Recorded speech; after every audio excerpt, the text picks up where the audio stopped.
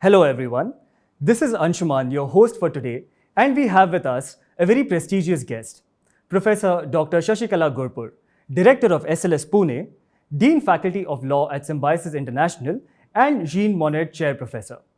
Dr. Gurpur has completed her graduation in law from Mangalore University, followed by a PhD in international law from Mysore University, where she was also a gold medalist. She has not only been a member of the 19th Law Commission of India and also been on the National Judicial Academy Council, but has also been recognized as one of the top 100 legal luminaries of India by LexisNexis. She has also received the award of Kittur Rani Chennamma Award from the Government of Karnataka. Further to that, quite recently, she has been featured among the top 100 women personalities in the book The Phenomenal She, which was launched by the National Bar Association of India. Hello everyone, welcome. So today, we will be having a very engaging and informative discussion with Dr. Gurpur about what future options are there after a career in law, and also how great lawyers think, and what are the different options available to someone before and after graduation when they're pursuing their degree in law. So without further ado, let me start off with the first question to ma'am. So ma'am, one of the most common questions that we have received from our audience is, what are the future options that I have if I pursue a BA or a BBA LLB? Because I have seen a lot of people who are pursuing their law degree sitting outside the court wearing a black suit trying to earn a living. So what are your thoughts on this? Thank you very much. It's a very interesting question.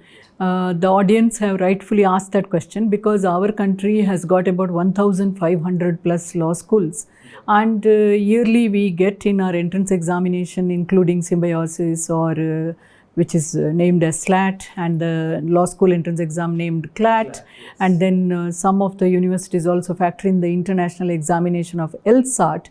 Altogether about 70,000 plus students opt for legal education. But if you see in these law schools, there are different tiers of law schools.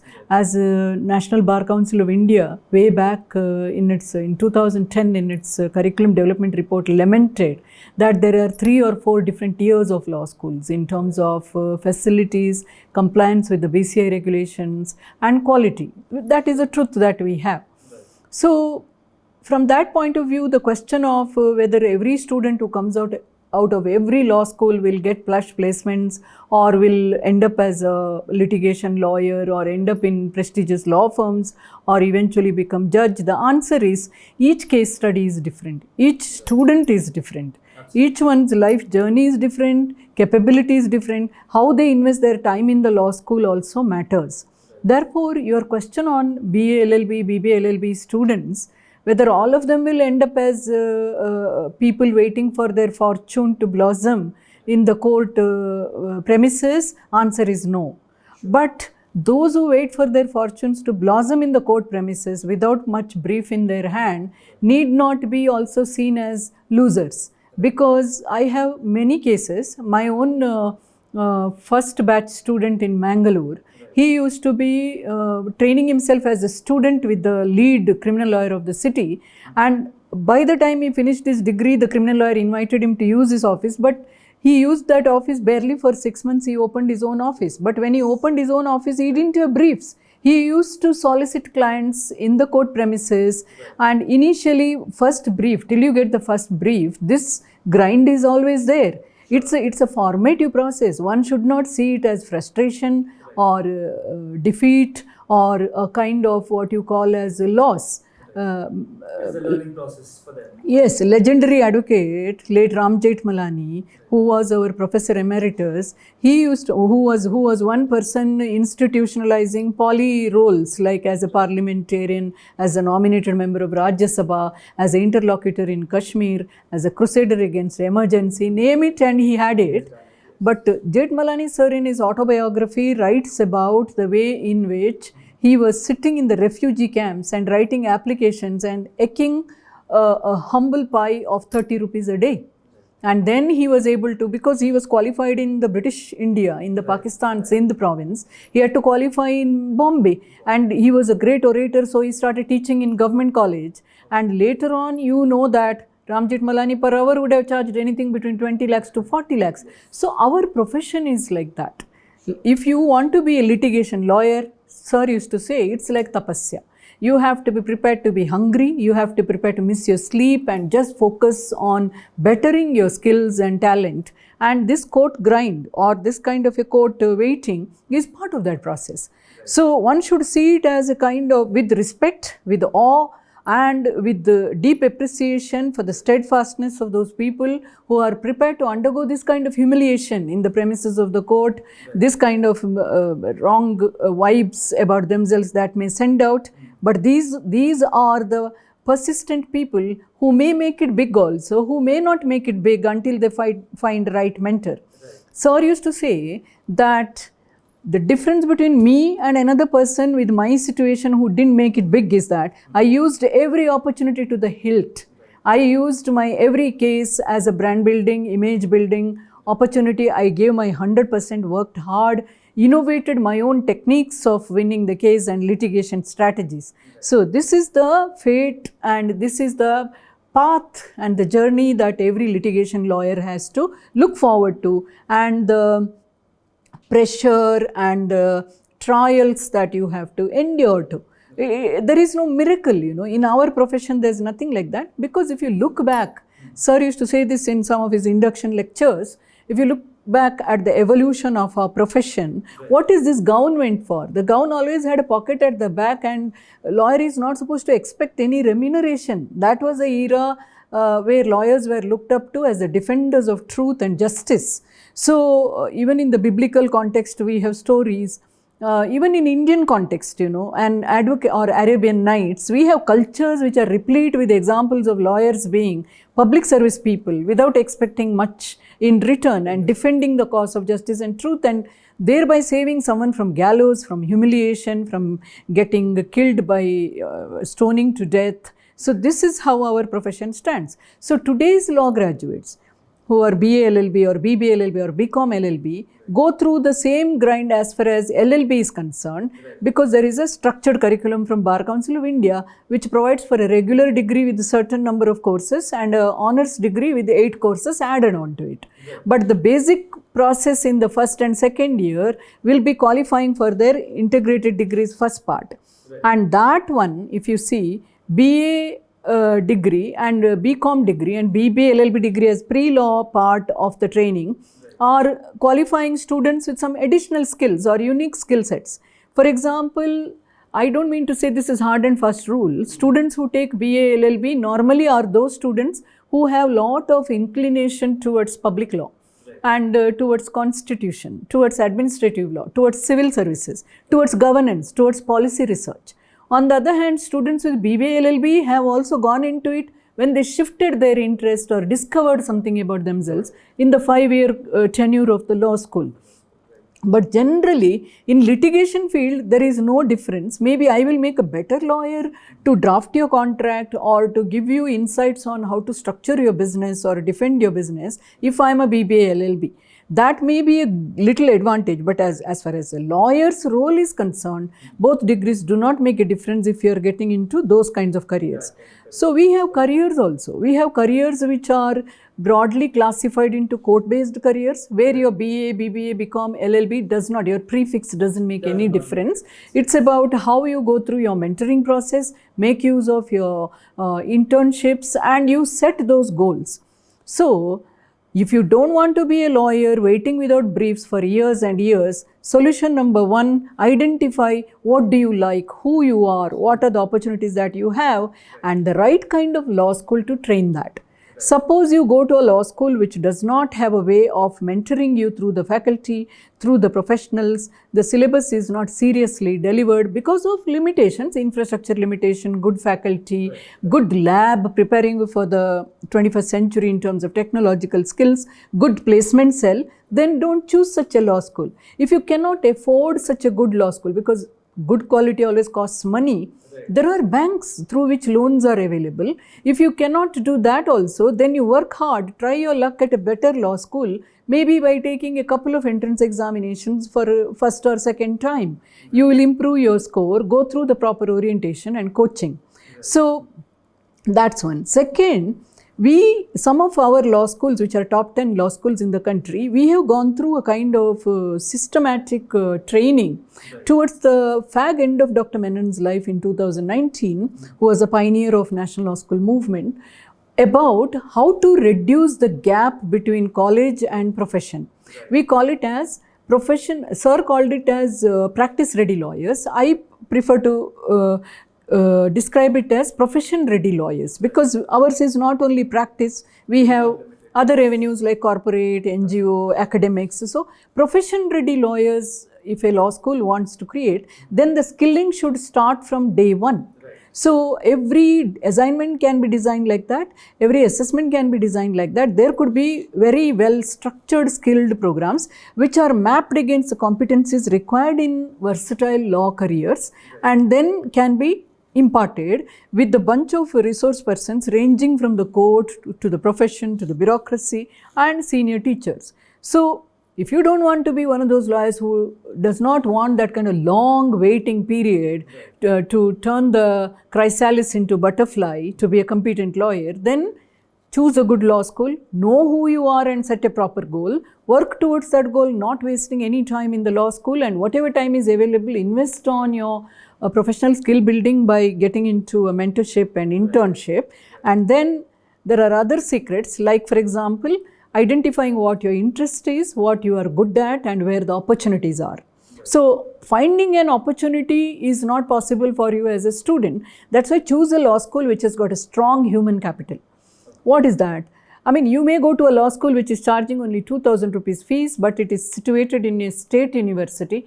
That state university's law school's leadership or the faculty or the resource persons who may know generations of alumni. So invest in a law school which has human capital. Try to get into those networks of alumni. Try to get into those industry or court opportunities where these alumni are making a mark, and then try somehow you manage your mentorship under them. Your life is made. You don't have to have a long period. The other point I would like to tell you, that's also a secret. No one goes through from day one as a lawyer in a trial court and then to the High Court, then to the Supreme Court. There is a journey where people's pathway changes. Some of the law graduates take 3 to 4 switchovers in their life. They may join a big job. After that, they may discover they're more inclined to, they burn out, and they discover they're more inclined to academics, and they may go for an LLM. Some of them may discover they're more academically oriented, but more in the line of practice. They may get into judicial examination or prosecutor's examination, or become a government pleader and go in the judge's track. So each one of us should be open to this idea of our aptitudes changing, because human brain is a very, very malleable object. So let's be open to that. And then if you discover your interest to be a law student early on, then you get it verified by assessment centers. In India, we have assessment centers where you discover whether you should be going to pure law field or business field and then do a 3-year course, or technology field or medicine field and then do a 3-year course. Your fitment to that may vary, and you may discover it at a later age also. That is it. Today you read the NEET examination is relaxing its upper age limit for medical degrees, because human potential, given the opportunity available in their life and resources available, can vary or can remain constant. And the more the opportunities you use and the more you are focused, the better will be and faster will be your fitment to this profession. Thank you, ma'am. I think that was a very encouraging and very inspiring answer that you've given. And I really liked how you have outlined the tips and secrets that students should look forward to in terms of how they should pursue their career and what they should look at as well. So, ma'am, moving on to the next question, you might have noticed that nowadays children are more focused on choosing a good college for the college life as opposed to what kind of a career option they can have after 12th. So what advice would you give children in terms of what they should look at or how they should decide on what they want to pursue after 12th? See, after 12th standard, you should not wait for making the choice. Your whole process should start soon after your 10th or in your 11th standard. I do agree that for boys and girls, the whole adolescent track is very different. Yet by the time they are in 10th, in the high school itself, the formation is very clear. If you look at the Western countries, or even in India in IB system and all, from the 8th itself specialization starts. So that finds out with major and minor subjects where their interests are. So if you want to look at law as a career option, then first condition I would say is that innate call for justice. So invariably when the first batch comes in every year, first question I ask is what inspired you? They would say we saw Suits, somebody will say we saw this Hindi movie, this movie, that movie, Bollywood projection of courts. But everyone, when I asked the question, how many of you felt the call for justice, every hand would go up, and then I would ask to narrate what is the experience or context in which they got this call for justice, and each experience is different. It would be an abuse, it would be a kind of watching of a gory incident, or it could be the police atrocity that they would have heard from their bai or someone. So this is how that innate desire for doing justice or working in the field of justice is the first indicator. So if your child is that kind of a child who is questioning, who is humanist, then that is a child who should go for law. Second indication I would suggest is one who is logical, one who does not accept given conclusion and starts arguing. It is not simply arguing for the sake of arguing. Lawyers are not just debaters. Lawyers are collaborators. They are court officers. They are justice workers. Therefore, there is an assessment, scientific assessment, which great psychologists do. In Pune also we have a center. In big cities they have. I don't know in tier 3 cities if they have it available. I would advise the parents to visit such centers. Invariably, the aptitude for law and aptitude for business studies, they overlap. But there is a slight difference between aptitude for law and aptitude for business studies, because even these assessment tests are not completely designed for law. So when we were designing our own entrance test, for example, SLAT, I had the opportunity of meeting the LSAT's psychometric dimension designer. He expired. But when I had a conversation, he said there is a very definitive competence that you can fix for lawyer profession. Right. And he said how they have to design the language flair and analytical reasoning, logical reasoning, reading comprehension. So our tests are designed in that line. So that is also a good indication. If you get selected in that test, it's a good indication you will make a good lawyer. Right. I don't have great correlation between outcome of our institute with the scores in the entrance examination, because what happens is, as you go on, once you have that basic potential to be a good lawyer, it is not potential alone, the interest, the motivation, the calling for justice, because that is the one which propels a lawyer. Yeah. And once you are a lawyer, you are always a lawyer. Wherever you are, you have a different way of looking at things. You have a very fair way of looking at things. That's the difference between a manager and a lawyer. A manager tries to maintain the status quo. A lawyer tries to maintain the status quo with the equilibrium of justice and fair play. So, the whole calling begins, most of my students would have made their decision in their high school itself. Because those students who learn in Symbiosis Law School or top 5, top 10 law schools, they come from such families, such background, such motivation that they are very, very clear where they want to go. But then there are some students, a handful of them, who are doing extremely well in law school. One of them is the son of a Fortune 500 company's CEO. And this child was having walkover to IIT Kharagpur. He was having admission earned to AIMS. But last minute he decided he should do law, and he is one of my star students. So when we have interaction, what I realize is, this is the child who was an all-rounder. Who is into polo, who is into singing, who is into sports, who is into debating, good mooting. So, in lawyering, these skills are very important. You have to first of all have interest in research. You should not be tired of reading and talking and writing and debating. You should be having good physical health. You should have both sides of the mind open, creative side and the logical side. Why creative side? Because lawyer profession is about problem solving, and problem solving cannot be without a creative mind. You have to have out-of-box thinking when you're trying to solve the problem. You have to be a humanist who is interested in human welfare, who is very sensitive. We call it empathy. Empathy is the greatest competence that a lawyer should have. So, if assessment center is doing this kind of comprehensive analysis in India, I would recommend that. But if they are not doing, then any overlap with business studies or public service careers, psychology also can come into law. Then how they engage. So, your concern about choosing between having fun, law schools which give you good opportunity to have a good college life and a good let us say academic or rigid academics, my suggestion is choose a college which gives importance to both. When I took over Symbiosis Law School in 2007, the reputation of this law school by then was built as a good law school, reasonably, but systematic exposure of every student to the co-curricular and extracurricular and its correlation with the competencies required for a lawyer and connecting those activities to the curriculum was not there. So first we created a student body called Student Advisory Board, which is like a council. They created their own charter and constitution, and then they started deliberating. From the first step of participation of students, today it has come to the level of KRAs in the form of impacting students. KRAs in the form of data analytics about how many students have taken advantage of each of the cells. Our institute spends large chunk of money, up to about 3 crores on student activities like mooting, sports or co-curricular, sending delegations to the festivals, debates, and sending moot teams abroad with our own college spent money. So here, this is very important, which many schools may not be able to do with the revenue handling and many other constraints, or they may not even have the vision. So this vision needs to be driven in a collaborative manner by students, teachers, and all the stakeholders. For example, in our advisory, we have people from corporates, we have people from judiciary, we have people from the field of profession at all levels, like from Pune lawyers to Supreme Court lawyers.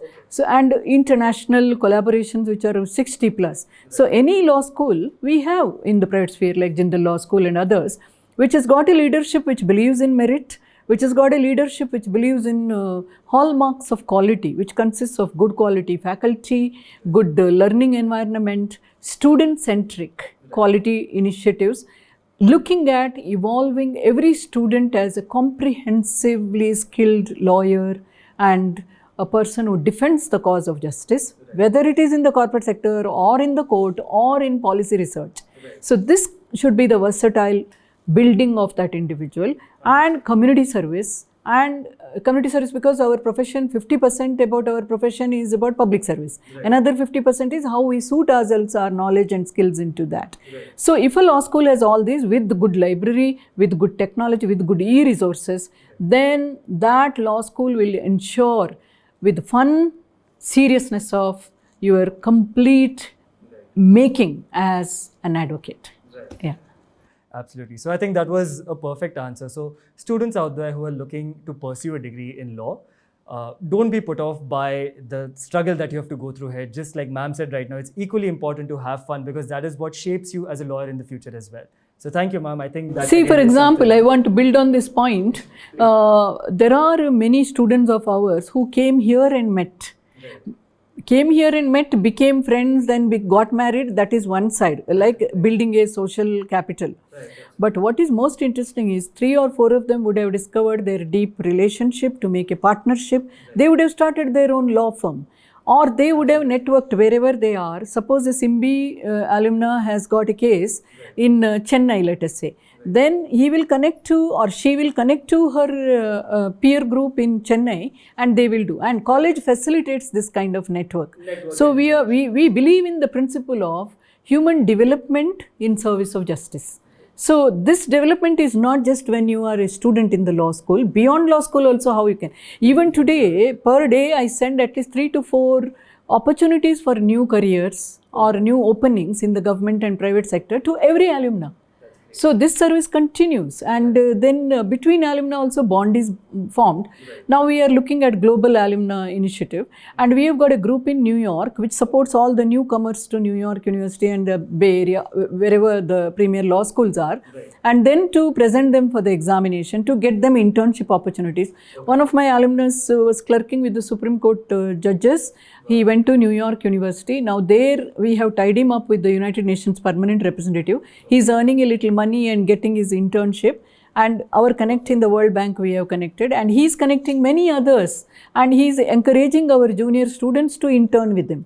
See, this is how it is, like a chain reaction. You can always build human capital through the services of a law school, which makes the students ultimately to benefit in multiple ways. Yeah.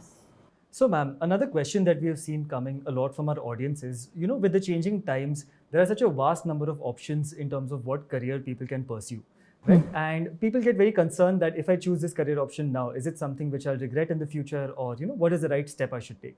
So what would your advice be to such students? As I told you already, assessment centers are the best way. Parents should travel to such places. In online, there are many addresses given. They can do that and they can always verify that. But there are certain ways by which a child who has that potential cannot be silenced, and they will show that potential. For example, a child who is inclined to be an artist will show that with paintings and sculptures and things like that. A child who is inclined to be a lawyer will also show by continuous engagement with debating and things like that. But what we need to remember is that everybody has this kind of an unique obsession with corporate lawyering. So what they forget is a corporate lawyer is first a lawyer. So the tendency to be, or traits to be a good lawyer is about not being tired of reading, writing, researching and talking, or written communication also. So somebody who is very, very talented in these things can always look for law. Right. Somebody who is very good in mathematics also can look for law, but they may not be the people who may go for litigation phase. Because in a law career also, suppose you are in the law firm, right, then your work option can be in the research team, it can be in the court-based litigation management, or it can be in a collaborative environment. Now these qualities we train and we discover as we go forward. Somewhat in engineering, the project management also has got similar traits, and management per se, business related jobs also have similar trends. So certain skills overlap, as I said. So my mantra to the parents is that take 3 dimensions: what your child is interested in, what your child is good at, and what are the opportunities you can provide through your career, your network, or the institute. Then you invest in a very good institute. If a child is choosing something which is totally different, unconventionally it is making the choice, then you go to that kind of a field where you invest in a good college, you find good mentors, talk to the teachers constantly. I have many parents, once the child gets the admission, they think the job is done, they are in a prestigious college. Job just begins from there. So you be in constant dialogue with the teachers, with your child also. These days youngsters don't like their parents asking about their choices, their interests. They want to be very private. They think they are already knowing everything. They are in a great college, therefore they feel out of the world. Now that's not a very balanced approach. A balanced approach would be to pay attention to these 3 points. So watch the development of your child in the high school stage, 11th and 12th. Like this child I was telling you, the boy who is excelling in our college, who could easily fit into medicine, who could easily fit into engineering.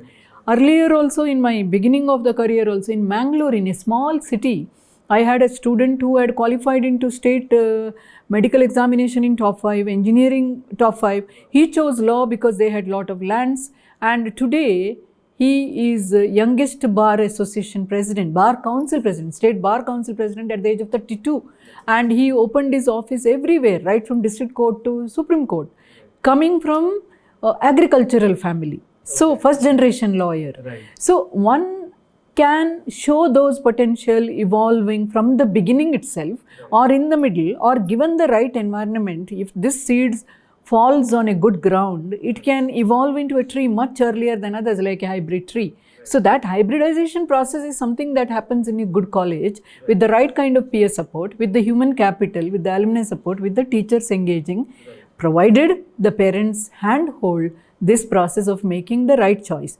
So we say goal setting. So in the beginning itself, students, based on their aptitude, interest and family opportunities, set 1 or 2 goals. Then as mentors, we see in conjunction with their internship mentors where they are going. Then suddenly in the 4th year they may shift. They may say, I don't want to do litigation, I want to be clerking with the Supreme Court judge and then going abroad and doing my higher studies and getting into policy research.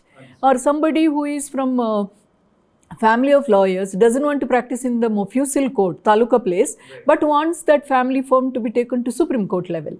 So this is another way. Then there is another child whose family has been lawyers but doesn't want to pursue that, wants to start a business. So we have the entrepreneurship cell which encourages that. And then we have another example of a student who came from a below middle class kind of family, who could not afford even a coat when he finished his law degree, but became the greatest genius of law students, whom we support as teachers and alumni, and got him a settlement grant, and today he is earning more than anybody can imagine. So there are these multiple pathways which begin from one journey of identifying the right motivation and encouraging the child, and students also taking that initiative. Students also should be like entrepreneurs. How I want my life to be, I should be highly motivated to guide myself as well. One no by one mentor or one law firm job or one corporate job should not make us feel it is the end of the world. This is what I would like to say to the youngsters. They don't have the wherewithal to handle disappointment and failure. Nowadays, whole literature is coming in the self-help field about why failure is a good thing. Exactly. Because it pushes you into absolutely. success. It makes you discover what is not meant for you, and something which is meant for you, you need to see. So these are some of the tips I would like to share. Great, Thank you. ma'am. That's wonderful. So I think this has been a key takeaway for parents as well, in terms of what innate qualities they should be looking out in their children, and in the future also how they're a very important part of where their child goes, what institute they go to, and again what is the future process they take up as well. Yeah. Yes, ma'am. So another question I think which can be very insightful for everyone, not just anyone who wants to pursue law, is what are the emerging opportunities across different domains that we're seeing in India as of today? See, from my common observation, what I see is data analytics is emerging in a big way. I think even for law, data analytics or data analytics is going to be very important, because we don't have a clue about how many law jobs are emerging every year, how many are retiring, what are the new avenues. For example, if you see in Supreme Court and High Court and all, the vacancies are not yet filled. If only 2 High Courts vacancies are going to be filled, 550 jobs are going to be created. So this way, we have engineering field which has taken a back seat. But if those engineering colleges were to redesign their programs with the emerging needs in IT field, with the skill deficit and talent deficit which is there, that dynamism will create more opportunities for youngsters. So what I would like to suggest is, always join those institutions in every field. If you are inclined, let us say, into medicine field or engineering field, go to those institutions which are ranked high, which have quality, which has good alumni base. Then I think any career option that you take should be fine. Now another thing, as I already told, your aptitude varies and opportunities also vary. For example, in our country, COVID time, we realized we don't have enough doctors. And then government had to press with special training alternative doctors into doctors' role. So such crisis may need different kind of manpower or human resource to break the silos and walk through. Therefore, an interdisciplinary component in the learning. For example, engineering students learning liberal arts, so that they are not flat in producing their outcome. They are more artistic and they are more aware of the political realities. Similarly, law students learning data analytics. For example, in India, we have a central university called Institute of Excellence called National Forensic University, which is teaching law in the context of forensics, digital forensics, and data analytics. So it is uniquely preparing students with a kind of scientific basis for using the legal expertise to solve criminal problems and other things and overall justice. So this is one trend which is coming up. The other trend which is coming up is, in medical field we have dearth of doctors, but then fees is exorbitant. So a lot of them migrated. So during the Ukraine crisis, that's what we realized. So country producing more and more doctors and making it affordable. Therefore, this is one career option. The other career, and with the upper age limit being removed, people who are not economically well off getting into fields like nursing and technology, lab technology, and then getting into the medical stream is possible because of this. Absolutely. So, with the new education policy coming in India, harping on two things, multidisciplinarity and interdisciplinarity, and knowledge being relevant to the local needs. So students have to make these options based on where the opportunities are coming and go for such courses. So internationally speaking, a skill which is translatable beyond the borders, if you see, 4 skills are translatable. One is the medical one, medical, technology, science related. We call them as a STEM related, science, technology, and then engineering and mathematics. But there is also STEAM, EA, which is arts and humanities. Within that you can recognize law. Because today a digital, cyber, financial expert lawyer is required across the world. If you look at firms like Ernst & Young, or if you look at firms like audit firms like KPMG or PricewaterhouseCoopers, which is a law firm with the auditors, these firms are global in existence and they have global protocols. And for these protocols and compliances, all the multinational corporations are thriving and they are looking for talents in this field. So the future talent should be focusing on these trans-border flow of knowledge, inflow and outflow both. Therefore, I would urge youngsters to make a combination of their interest and opportunity and capability in terms of where these careers are emerging. See, banking is going to be there, insurance is going to be there, finance is going to be there, trade and commerce is going to be there. And another area where the dearth is leadership. So, invest your high school days itself or younger days itself to cultivate leadership capability. Leadership is something that cannot be taught alone. You can have aptitudes, but the attitude comes from within. Therefore, participating in the community, engaging in solving others' problems, doing good to others, creating empathy, which is an important quality for leaders, and having a very clear worldview and approach to life, and directing others' lives, carrying everyone along, these qualities are very much in dearth. During COVID-19, the positions which remained cushioned were the leadership positions, if you see. So, a lawyer can be a leader. You know, in company CEOs, I have rarely seen opportunities for lawyers to be CEOs. One reason is that we make more money in our profession and we have more prestige and more passion for arguing a case and winning a case.